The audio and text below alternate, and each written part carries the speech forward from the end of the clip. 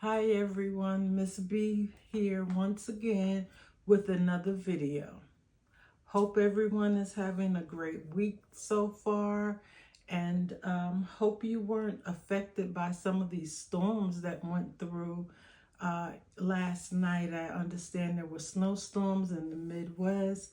There were tornadoes and things in some of the southern areas. I hope everyone is okay. I haven't looked at the news this morning, so I'm just hoping that, everyone is okay, and the snow, you usually snowed in for a little while, but you're usually going to be okay. But the tornadoes and hurricanes are something totally different, and sometimes those present, different dire situations. But I hope everyone is okay in my audience. Thank you guys for watching my videos thus far, getting a lot more traction, and I thank you. Remember to hit that thumbs up, that like button, and subscribe to the channel so that you could be made aware once my next video comes out. Also, you're hitting that like button and subscribing lets YouTube know that they should continue to push my videos out to people. They've been doing a great job at pushing my videos. I just want to say that for the AI and the algorithm. Thank you, YouTube, for pushing these videos.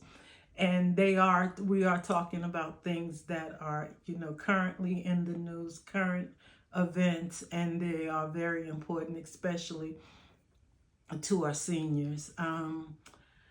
Today, what I wanted to talk about was when the President Trump had a speech last night, and I didn't watch the speech. I just didn't want to watch it for one reason or another. I didn't watch the speech. But what I wanted to talk about was the fact, what do we know about Social Security? We keep hearing things about what's going to happen with Social Security. But right now, at this present time, we really don't know what's going to happen. Me and these glasses, if they could stay back, I'd be fine. So we really don't know what is going to happen to Social Security at this present time. So what I wanted to do was to go over a few things that would just help us tie it up for right now until there's more information, until the budget talks start going on of exactly what's going on and why. Then we'll know more. But right now, all we hear a speculation from everywhere. But I just wanted to go over our facts again, and I've done this, gone over some of these points previously, but sometimes it takes going over, they say in learning, you have to hear things 7 times in order for it to sink in. So I'm going back over it again because I think it's important that we keep going over these things, because sometimes we're being misled with the way language is being used and the way people are just grouping things together and not, being specific. So what do we know about Social Security? What we do know is that President Trump has says that he will not touch Medicare, Medicaid, and Social Security, but he's okay with that proposed budget that the House has submitted to the Senate. So although he's saying he won't do it, again, that language thing. So he's saying, no, well, I'm not going to cut it. But if the House and the Senate recommend it, then he will sign the bill that will cut it. So let's, that language, again, that's that language thing, how we're using language. So we're betting on what he says, but not what he does. So remember, we have to go by what they do, not what they say, what they actually do. That's, we've all been taught Never worry about, don't listen to what a person says. Always pay attention to what they do, because what they do is the most important thing. And you will see me looking up and down because I have notes, and I do want to read my notes to make sure I stay on task. Someone said I veer off into the sunset, but that's just who I am. I'm sorry. I'm not going to say I'm sorry. That's just who I am. And, I know my style isn't for everyone, but yeah, I am going to go off into a tangent, but I always come back. That's why I have notes. Exactly like a professor. They teach and they go off into a tangent, but they usually come back. If I was one of those people that goes off into a tangent and never come back, then I'd say, yeah, you got a point. My next point. There is a proposal from the House that was sent, the budget that was sent to the Senate, that asks for $880 billion of cuts from the energy and commerce budget, which is where the Medicaid program is appropriated from. So that's the budget where they pull the money from to send to the states to help with the Medicaid plan, the Medicaid program.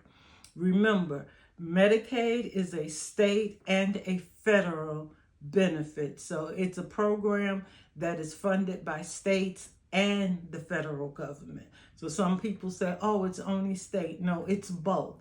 So the federal government gives money as well as the states give money. So now the federal government, we have to find $880 billion worth of cuts from within that budget that also includes Social Security, Medicaid.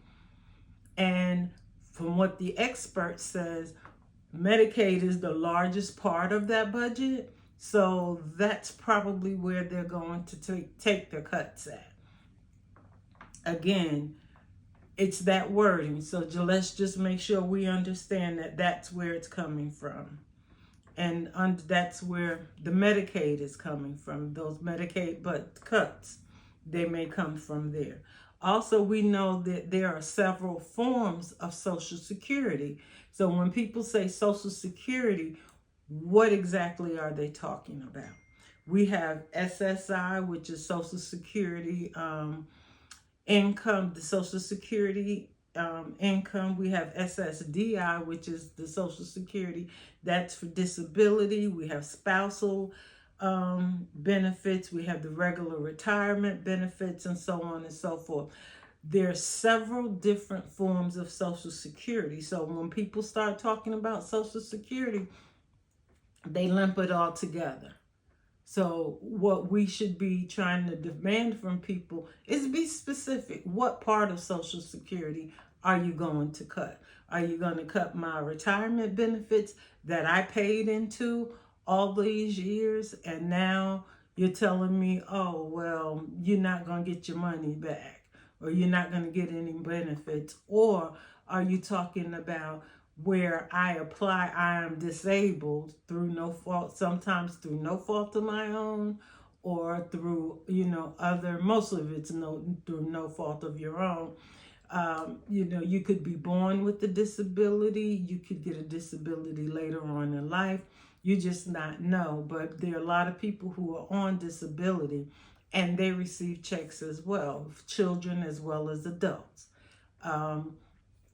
And a part of it is they want to make the requirements to receive disability more stringent, which would mean, and also that they want to do the checks to make sure that people who are on disability are still eligible. Those things they're thinking would help in making sure that, I'm sorry guys, I got to get my monitor back. Those things would ensure that they cut some people off, but it's not going to do the majority of the cut. So it would be interested to see how they're going to do these cuts. But yeah, that was one thing that I don't like, because most people don't know that there's several different forms of Social Security. Which one are you talking about? Also, we do know that they are closing offices as well as reducing staff. So that's going to affect how people apply for benefits, how you get serviced from your benefits after you receive the benefits, if you're having some issues, or even to be able to recertify saying that you are still eligible for a benefit. It may delay. So although they send you the information, say, hey, fill this out and send this form back in, if there's very little staff there to look over the form, then what happens? You know, it may take a while. Your benefits may stop and then have to be restarted based on the fact that they took a long time. You know, there's not a lot of staff to go through all that information. You're talking about millions and millions of people with fewer and fewer workers. And AI can't do it all. There's no way that AI can do everything. What worries me really, really, is that the former head of the Social Security Administration, whose name is Martin O'Malley, he did an interview and he said basically that there may be cuts to the benefits, but of course he didn't specify which of the benefits. And he said those cuts may be coming within the next 30 to 90 days. And he said some payments may be late also because of what's going on with Doge and how they're looking at things. But he said people should start saving. And that just rubbed me wrong, because you're talking to people who their only source of income is usually that check that comes, you know, on the 3rd of the month, the 1st of the month, or whatever Wednesday that, you know, you receive your check. How are they going to save? There's no way to save something where you don't even have enough money to make sure that you can make it through the month, let alone try to save something. What are you saving for? You know, what are you saving? And I saw a lot of people under that article, you know, all the comments were, how are we going to save? How am I going to save when I don't have enough money to even support myself right now? And that is one thing that definitely worries me. But what can we do to try to stop some of this? What we can do is we can call our elected officials and complain. Let them know that we're not going to take this laying down. We are their number one voting bloc in this country. Seniors, probably 55 and older, we vote more than any other age group in the United States. And we need to call them and let them know that that we're not going to take this one sitting down. We're not going to sit this one out. We need you guys to figure out another way to save that money. And what I can give you, there is an app. It's an app, you know, you could get it in the App Store for Apple or Google, what is it? Google, whatever the Android one is, because I think it's a Google's Play. It's called 5 Calls. And what that does is you download it on whatever device you use. You can, and once you open, you know, you sign in and open it up, it will give you, you put in your zip code and it will connect you to, it'll give you a list of your representatives that are in your area, your congressmen and your senators. And you can, and it gives you like a script if you call in. You can also email, you can also text. So I say, let's get going and let's start emailing, texting, and calling, because these people need to hear from us. I'd say if you're a Democrat, you can also contact the Republicans. You're not, Just because you didn't vote for them, or you're not a Republican or a Democrat, I say call them anyway, because, well, both of my senators are Democrats, but I have a Republican representative, and yeah, I'm going to call him, because although I didn't vote for him, he still represents me. He is in the House representing me, and I feel like he should hear my voice as well. So definitely, it's called 5 calls, and when I post this video, I'll try and put it in the description, a link to the I can't put a link to it, but yeah, I'll put it in the description what it is, 5 calls, so that you can go out there and try to download it on your device and to contact your local official. Okay, and I'm also suggesting, although we're going to do that, I know sometimes for seniors, and I don't know it personally, but I've heard, people go hungry. And because they have enough money for medicine, they have enough money for, just to barely pay their bills. So food is the thing that suffers. So I'm going to say, basically start now finding out the different food banks in your area. There has to be some that they're in, there's always food banks in our areas. There are places, different places give out food. You don't have to go down there to get a meal, but there are places that, give canned goods.